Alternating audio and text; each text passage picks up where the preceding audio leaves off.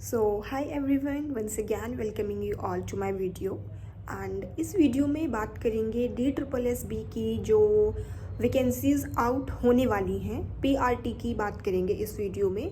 तो आप सभी को पता होगा कि कई सारी पोस्ट की वैकेंसीज ऑलरेडी DSSB आउट कर चुका है। मतलब अभी लास्ट वीक सारी वैकेंसीज़ की जो नोटिफिकेशन थी वो आई थी एंड धीरे धीरे जो है वो अपलोड होनी शुरू हो गई हैं। For example assistant nursery teacher की वैकेंसीज आउट हुई हैं, जिसके बारे में मैंने अपनी प्रीवियस वीडियो में भी डिस्कस किया था।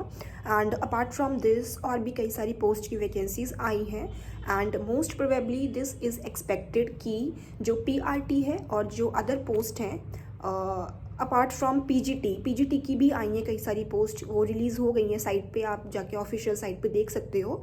तो TGT एंड PRT की भी एक्सपेक्टेड हैं कि कमिंग वीक्स में मतलब मिड जैन तक कहीं ना कहीं वैकेंसीज देखने को मिल सकती हैं और काफ़ी सारी मतलब 4 से 5 हज़ार वैकेंसीज़ की उम्मीद की जा रही है PRT के लिए। तो लेट्स सी कि कितनी आती हैं, बट इसके आसपास का नंबर रहेगा वैकेंसीज़ का। एंड चलो ये तो बात थी कि वैकेंसीज़ आएंगी, कितनी आएंगी। तो मेन बात ये है कि वैकेंसीज़ तो आएंगी वो क्योंकि और पोस्ट की आई हैं तो ये भी डेफिनेटली आ जाएंगी 15 दिन नहीं तो 1 महीने में, बट वैकेंसीज़ आ जाएंगी। तो अब वैकेंसीज़ आ तो जाएंगी, लेकिन क्या आप उसके लिए प्रिपेयर्ड हैं? मतलब क्योंकि इम्पॉर्टेंट ये नहीं है कि वैकेंसी रिलीज़ होंगी नहीं होंगी, कब होंगी।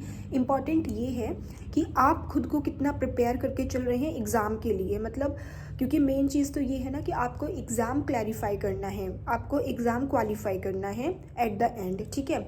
तो आपको मेन चीज़ तो ये है that you have to qualify your exam and you have to fix one seat for yourself in this job.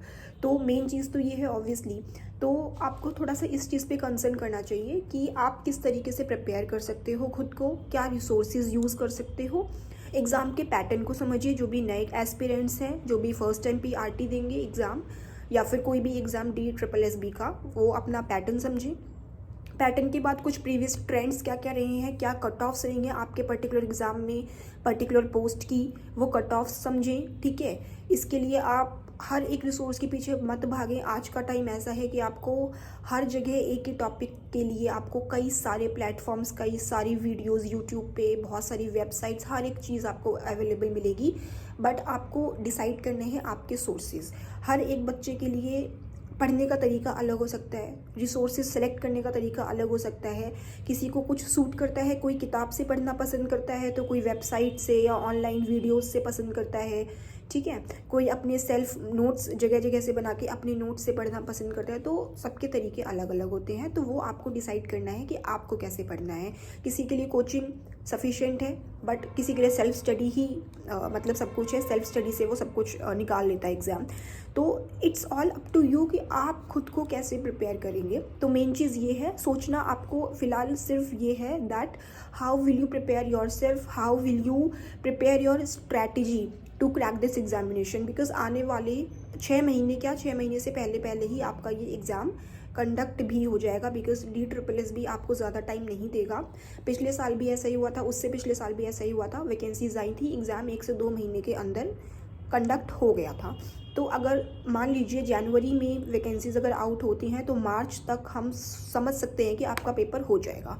तो पेपर का पैटर्न जो भी नए एस्पिरेंट्स हैं मैं उनको बता दूं कि 200 मार्क्स का ये एग्ज़ाम होता है। पार्ट ए और पार्ट बी सेक्शन में डिवाइड होता है। पार्ट ए में 5 सेक्शंस होते हैं 20-20 नंबर के, मतलब Hindi, English, maths, GK and reasoning. 20-20 number के 20-20 क्वेश्चंस हो गए। एंड जो पार्ट बी है, पार्ट बी आपका पूरा साइकोलॉजी, टीचिंग मेथड्स और कुछ NIOS का जो आजकल बहुत इंपॉर्टेंट हो गया है, वो मैं आपको बताऊंगी आने वाली वीडियोस में, ठीक है। तो ये सारी चीज़ें बहुत ही इंपॉर्टेंट हो चुकी हैं पार्ट बी के लिए, और वो पूरा 100 नंबर का होता है। 20-20 नंबर में हर एक सेक्शन डिवाइड होता है, लेकिन आपको पार्ट बी के लिए कंबाइंड स्टडी करनी है। पार्ट बी के लिए 100 नंबर के लिए आपको अलग अलग नहीं पढ़ना है, आपको पूरी कंबाइंड स्टडी करके चलना है, ठीक है। और पार्ट ए के लिए maths, Hindi, English, GK, reasoning, वो आपको करना है।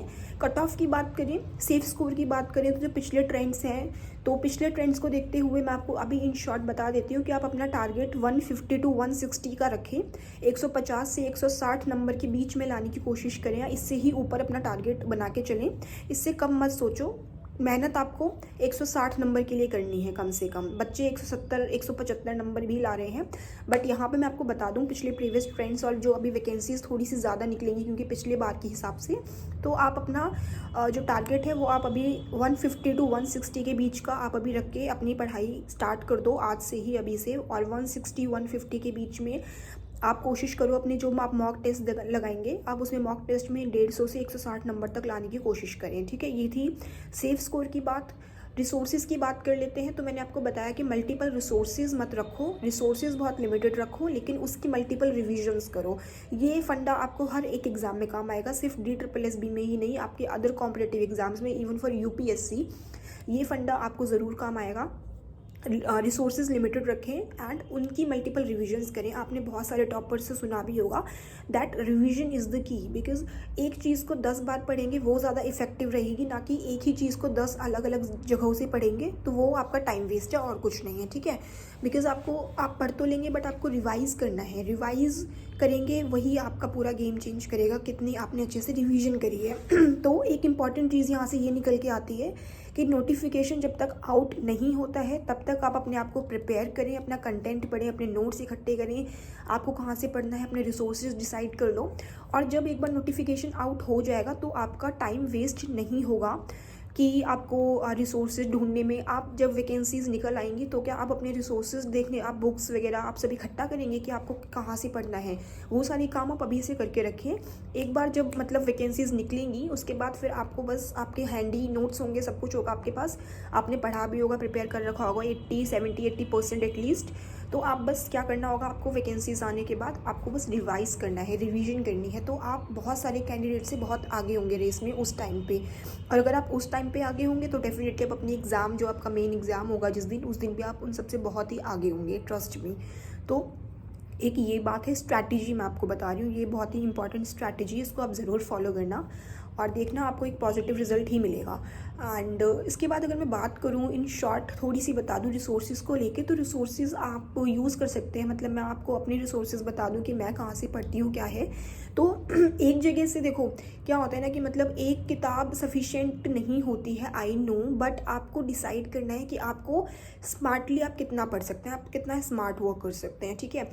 और फिर वो स्मार्ट वर्क आप करके आप उसमें अपना पूरा एफर्ट लगा दो, जो आपको पता है। आप फालतू टॉपिक्स मत पढ़ो, ठीक है। फॉर एग्जांपल कोई भी एक बुक है जिसमें आपको सारा सब कुछ नहीं पढ़ना है, आपको सिर्फ अपना मतलब वो पढ़ना है जो कि एग्ज़ाम से रिलेटेड है।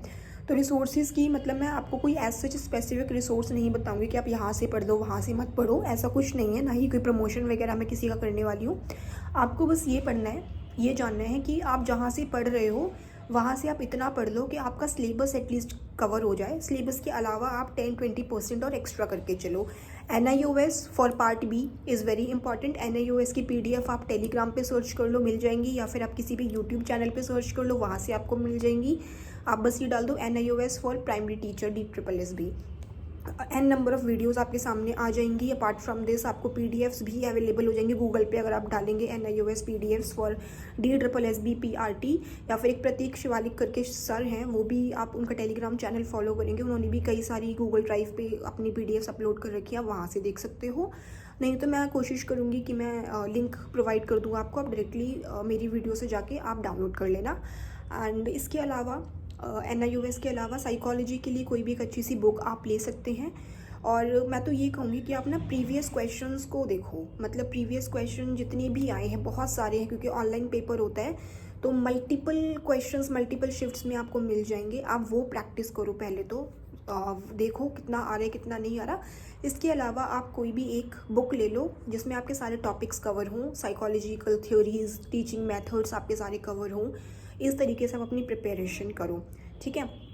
इसके बाद फिर अगर पार्ट ए की बात करें तो हिंदी के लिए एक बुक आती है, आदित्य पब्लिकेशन की है आई गेस, वो UP PCS के लिए होती है, शायद मैं वो ही यूज़ करती हूँ। मैं वो आपको दिखा दूँगी, एक सेकेंड मैं आपको सर्च करके भी दिखा देती हूँ अगर यहाँ मुझे मिल जाए, क्योंकि वो बुक ना बहुत ही अच्छी बुक है। वो मैं पर्सनली उसको मतलब मैं यूज़ भी करती हूँ, तो वो है एक्चुअली मेरे पास। मैं अभी आपको रियल में नहीं दिखा सकती, मैं आपको अपने इसमें दिखा देती हूँ।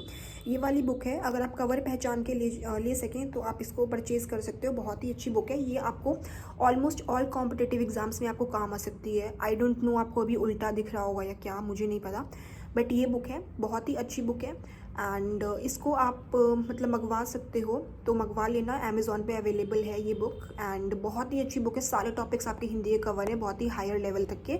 तो DSSB PRT में तो डेफिनेटली इससे बाहर तो मतलब नहीं आएगा, जहाँ तक मैंने प्रीवियस क्वेश्चंस को एनालाइज़ किया है।